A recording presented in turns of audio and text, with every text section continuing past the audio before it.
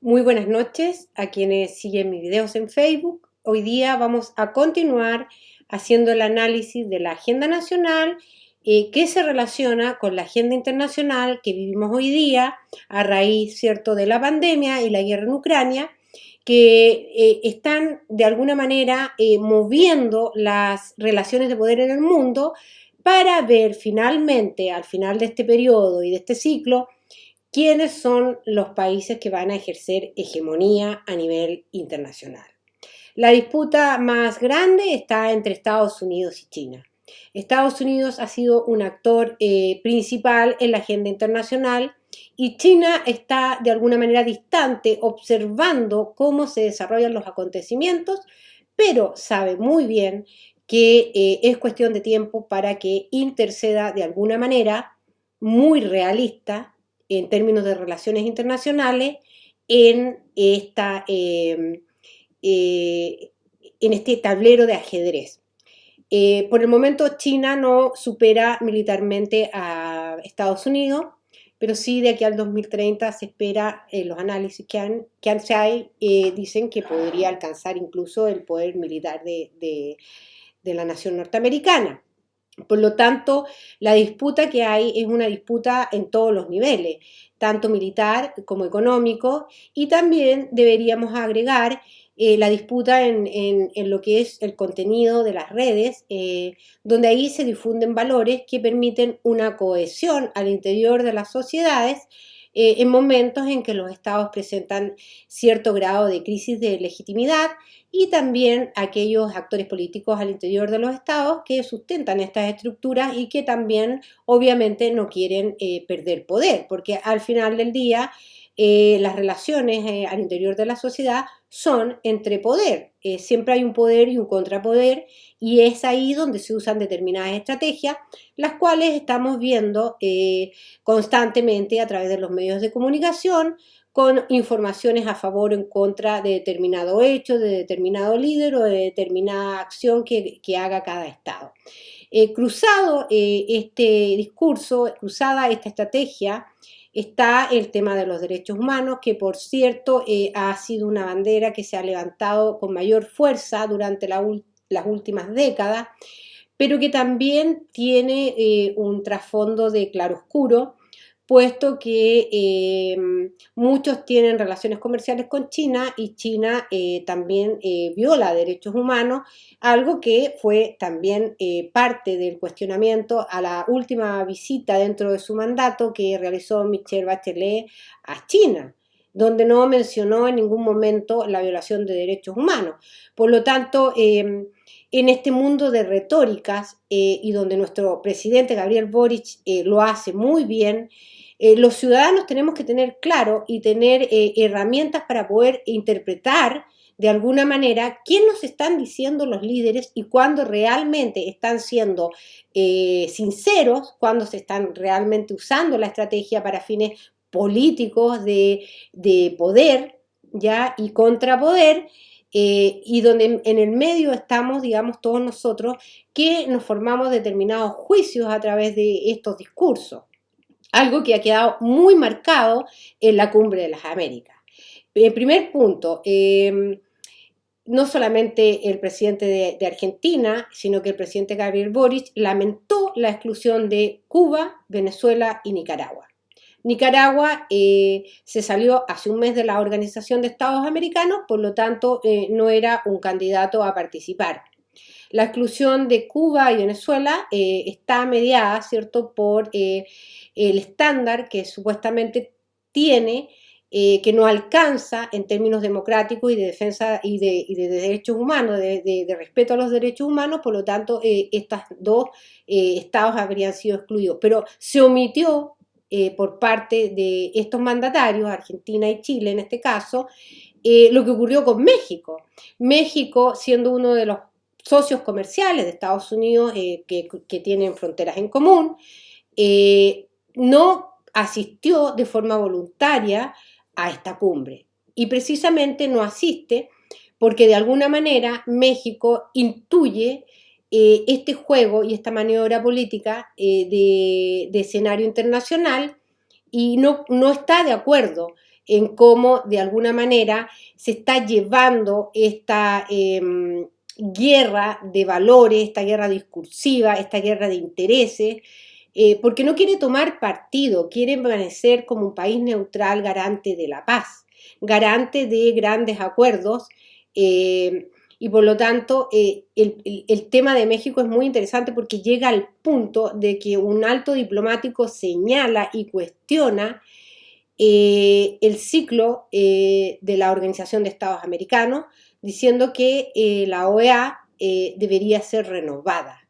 algo que ha estado ausente de las palabras de los mandatarios y que tiene mucho sentido en momentos en que Nicaragua, más allá de las contradicciones que tiene al interior del país, se sale de la OEA, en momentos en que México, a pesar de cumplir con todos los requisitos, no participa. Entonces, hay un mensaje claro hacia los participantes de la cumbre. Si bien los temas que se tocaron fueron temas de interés y temas urgentes, medio ambiente, migración, seguridad, seguridad alimentaria,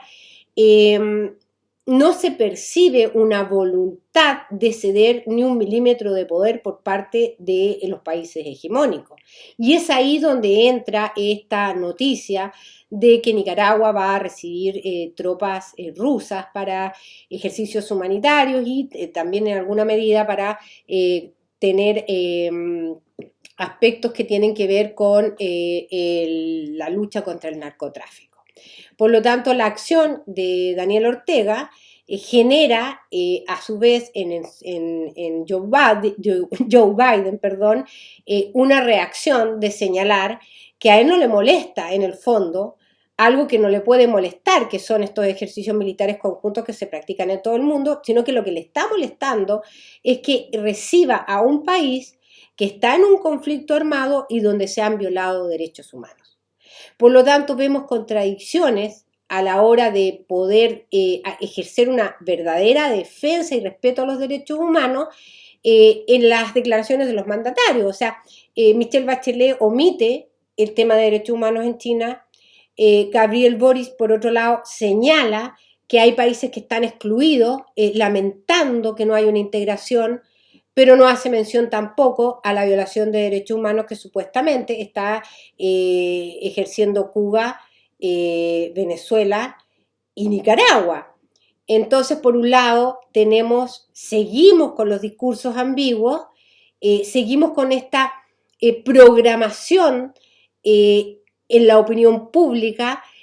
con el sentido de mantener un espacio político en disputa constante, porque así es como funciona la sociedad. Por lo tanto, muchas veces los ciudadanos, la opinión pública toma partido, se hace ciertas ideas respecto de lo que son las relaciones internacionales, pero las relaciones internacionales no son basadas en el buenismo. Las relaciones internacionales son luchas de poder y luchas de poder descarnados. Por lo tanto, es importante también tener este tipo de análisis que nos permiten respirar, pensar las cosas fríamente y ver qué es lo que nosotros queremos realmente en nuestras sociedades. Cuando se habla de la integración latinoamericana y el presidente Gabriel Boric señala, aludiendo a palabras del poeta Huidobro, de que Latinoamérica está lleno de adjetivos y que él aspira a una integración, esa es otra retórica falsa. La diversidad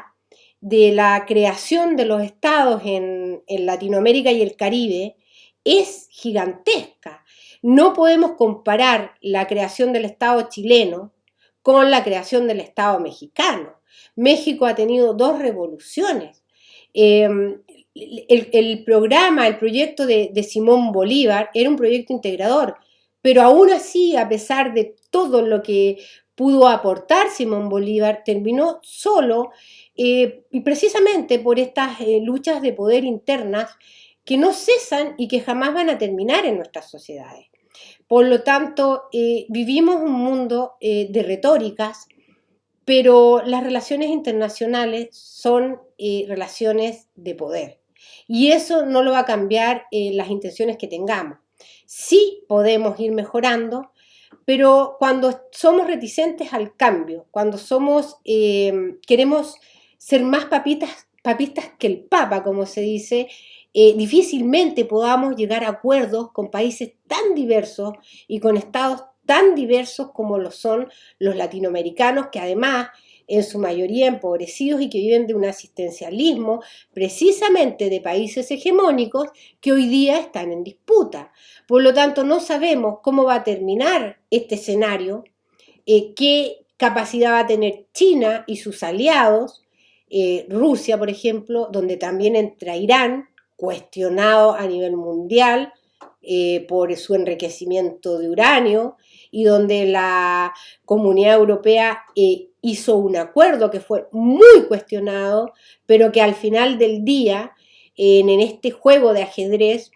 era la mejor solución posible. Por lo tanto, muchas veces, para poder lograr un equilibrio de poder a nivel internacional, hay que ceder ciertas concesiones. Lo que no podemos nosotros los ciudadanos es seguir siendo engañados por estas retóricas que son realmente absurdas y que no nos permiten crecer y dimensionar respecto de temas que son esenciales a la hora de poder ir construyendo sociedades más democráticas y buscando protocolos de comunicación que permitan un entendimiento en la diversidad de los líderes y en la diversidad de las historias que tienen los estados y que hasta los días de hoy rigen determinados patrones de conducta y que muchas veces caen incluso en la violación de derechos humanos. Por lo tanto, debemos ser muy prácticos y realistas para poder avanzar con una diplomacia de alto nivel y no caer en estas retóricas que en nada contribuyen a una colaboración, yo diría más que integración, colaboración de la región latinoamericana y del Caribe.